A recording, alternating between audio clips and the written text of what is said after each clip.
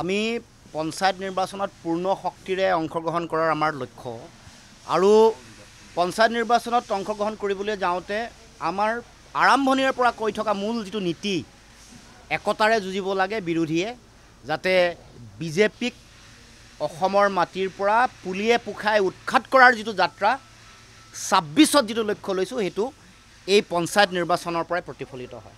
গতিকে আমি আমাৰ বহু দিনৰ পৰা আমাৰ সাংগঠনিক ভেটি ক'ত শক্তিশালী ২১ৰ বিধানসভা নিৰ্বাচনত আমি ক'ত ভাল ফলাফল দেখুৱাইছিলোঁ সেই অঞ্চলসমূহ ইতিমধ্যে আইডেণ্টিফাই কৰিছোঁ, চিনাক্তকৰণ কৰিছোঁ, কাম কাজো কৰিছোঁ আৰু সেইবোৰত আমাৰ যিসকল প্ৰাৰ্থী আছে প্ৰাৰ্থী ইতিমধ্যে আমি প্ৰায় নিৰ্বাচিত হৈছে, ক'ৰবাত ১০০% হৈছে, ক'ৰবাত ৭০-৮০% হৈছে, ক'ৰবাত চলি আছে চেষ্টা আৰু সংগঠন কৰিবৰ কাৰণেও তাতে ইতিমধ্যে মানুহে কাম কাজ অনবৰত কৰি আছে। গতিকে আমাৰ লক্ষ্যটো আগৰ পৰা স্পষ্ট।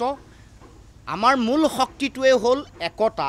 এই কথাটো বুজি পাব লাগিব। চাৰিওফালে শক্তিশালী হোৱা বিজেপিক পৰাভূত কৰিবলৈ পঞ্চায়তে কওক বিধানসভাই কওক একতাৰে যুঁজিব লাগিব। এইটো সকলোৱে আমি উপলব্ধি কৰা প্ৰয়োজনীয়তা আহি পৰিছে।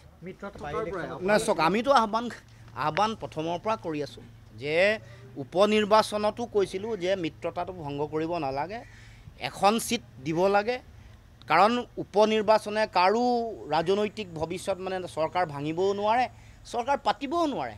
গতিকে মিত্ৰতাটো হৈ গ'ল অসমৰ ৰাইজে বিচৰা কথা। ৰাইজৰ আহ্বান গ্ৰহণ নকৰিলে কাৰণে জনতাই প্ৰত্যাখ্যান কৰিলে। CPI-MLকো প্ৰত্যাখ্যান কৰিছে, কংগ্ৰেছকো প্ৰত্যাখ্যান কৰিছে। নহ'লেনো চামগুৰি সমষ্টিত ইমান ভোটত হাৰে নেকি? গতিকে এতিয়া সেইকাৰণে কৈছোঁ যে বাস্তৱ পৰিস্থিতি সকলোৱে অনুধাৱন কৰি উপলব্ধি কৰি সিদ্ধান্ত লোৱাৰ সময় আহি পৰিছে। আমি অতি যুক্তিৰে বাস্তৱিক পৰিস্থিতি অনুধাৱন কৰি আমি আমাৰ অসম জাতীয় পৰিষদে আমাৰ নিজৰ আদৰ্শক লৈ জাতীয়তাবাদী আদৰ্শক লৈ আগবাঢ়ি যাব খোজোঁ। স্বত্ব আলোচনাৰ বিষয় মঞ্চখন হ'ব আমি ইণ্টাৰনেলি আভ্যন্তৰীণভাৱে য'ত বহিম। স্বত্ব ৰাজহুৱাকৈ দিয়া বিষয় নহয়, ষ্ট্ৰেটেজিকেল কথা আপোনালোকক কয় নেকি? সংবাদ গোষ্ঠীৰ আগত ষ্ট্ৰেটেজিকেল কথা আপোনালোকে সুধিলে মই ক'ম নেকি? ষ্ট্ৰেটেজিকেল কথা মঞ্চৰ ভিতৰত আভ্যন্তৰীণভাৱে বহি পাতিব লাগিব আৰু সেইটোত আমি বিশ্বাস কৰোঁ। সেইকাৰণে যিকোনো ধৰণৰ কথা, ৰণকৌশল জাতীয় কথা, চিট শ্বেয়াৰিং, সেইবোৰ মঞ্চৰ ভিতৰত বহি কথা বতৰা পাতিব লাগিব। পাতিবৰ কাৰণে প্ৰথম অ'পেন মাইণ্ডেড হ'ব লাগিব। কংগ্ৰেছে নিজেও বুজি পাব লাগিব যে প্ৰয়োজনীয়তা আছে। যেতিয়াই উপলব্ধি কৰিব একেলগে যুঁজাৰ প্ৰয়োজনীয়তা আছে বা এৰা ধৰাৰ প্ৰয়োজনীয়তা আছে বা ইগ' অহংকাৰ এৰাৰ প্ৰয়োজনীয়তা আছে, এইবোৰ উপলব্ধি হোৱাৰ লগে লগে বাস্তৱ পৰিস্থিতি অনুধাৱন কৰাৰ লগে লগে নিশ্চিতভাৱে সেইধৰণে কথাটো আগবঢ়াটো প্ৰয়োজন।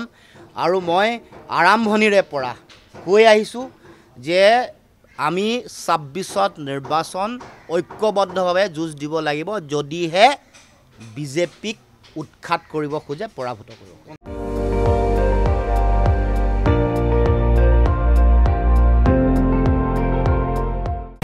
আপুনি চাই আছে ND24, সৰ্বশ্ৰেষ্ঠ নহয় সৰ্বোত্তমৰ দৌৰত।